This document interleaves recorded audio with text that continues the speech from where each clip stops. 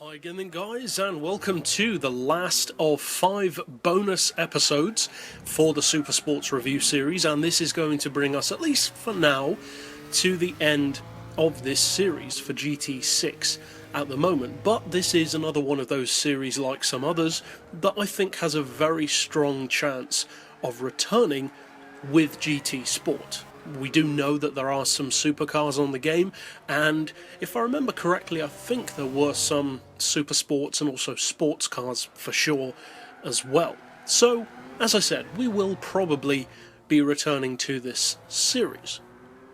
For now though, we are reviewing the last version of the Nissan R35 GT-R to be in this series. We've reviewed pretty much every non-racing R35. You've got the production models, such as the Spec V, the Black Edition, the Nismo, and various others also. But now we're reviewing a version which is actually quite notable for a kind of weird reason, as far as GTRs go, but also not just GTRs, but cars on GT6 in general.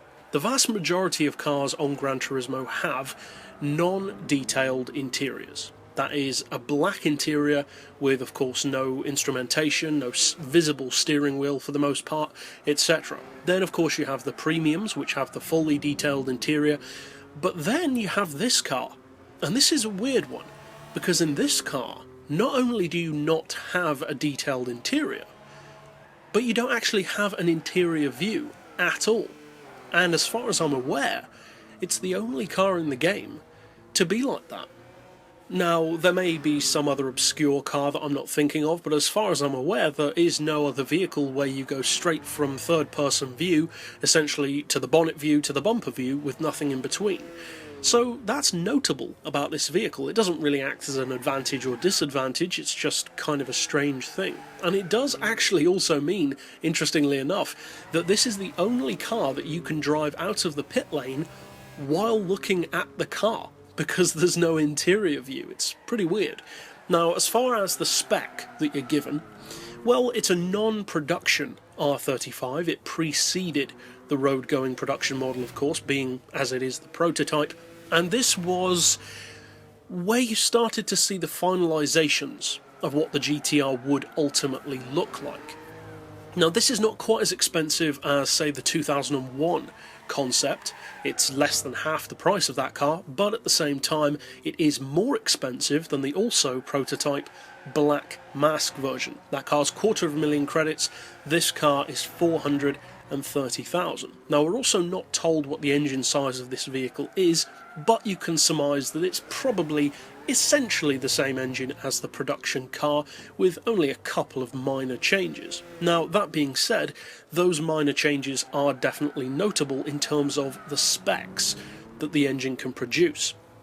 Because, as close as this may look to the production model, in fact it actually looks the most like a production model of all of the prototypes and concepts, it's not the same. And once again, it's not as good. It's actually less powerful. It's even less powerful than the Black Mask version. This car puts out 986 horsepower and 742 foot-pounds of torque. Now, those specs are certainly not bad, but they are significantly lower than most of the other R35s, with the exception only of the 2001 Tokyo Motor Show version. Now, that being said, don't assume that this is a slow car. You're still looking at easily up around 290 miles per hour. The acceleration is incredibly quick, as you'd assume, and the handling is also very good. In fact, I would say that this particular model possibly handles better than the Black Mask version, because there's something about the design of the car which, and I don't think this is the case, but it feels smaller. It feels like a more compact vehicle, to me at least, than, for instance, the Black Mask version or the Black Edition. They feel like quite big, chunky cars.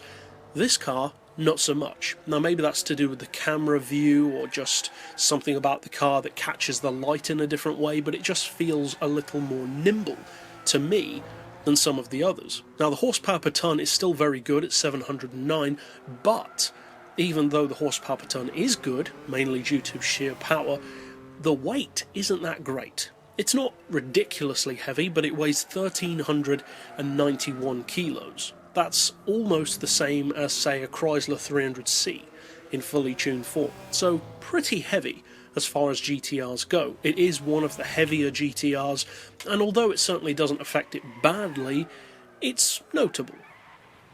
And the final point of note, really, is of course the PP level, which is 643 when fully tuned. So not quite as high as some other GTRs, but given the fact that you don't have the flat floor option, it does have less power, a little bit more weight.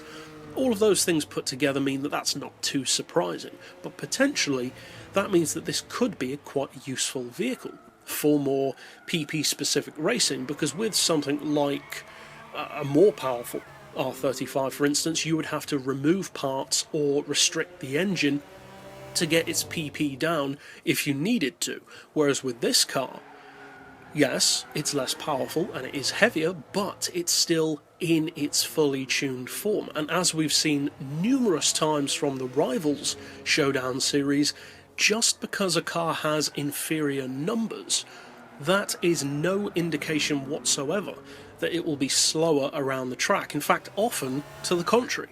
Now, even though this is less powerful than other GTRs, and you might think, well, why not just reduce the parts on the other GTRs or restrict the engine?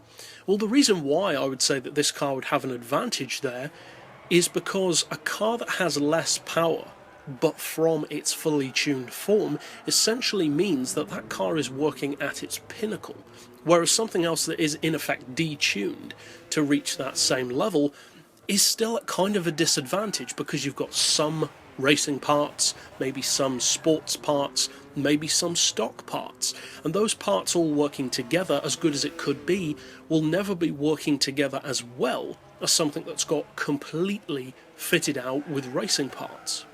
Now, granted, the scenarios where you'd actually need that to be the case, such as for PP racing, are pretty rare, but it's good to know at least. And as far as GTRs go, this is more of an optional choice rather than an essential one. I personally think it's the best looking R35, but that's just me. But overall, that's it for this particular pick. I'll see you guys next time, and as always, thanks for watching.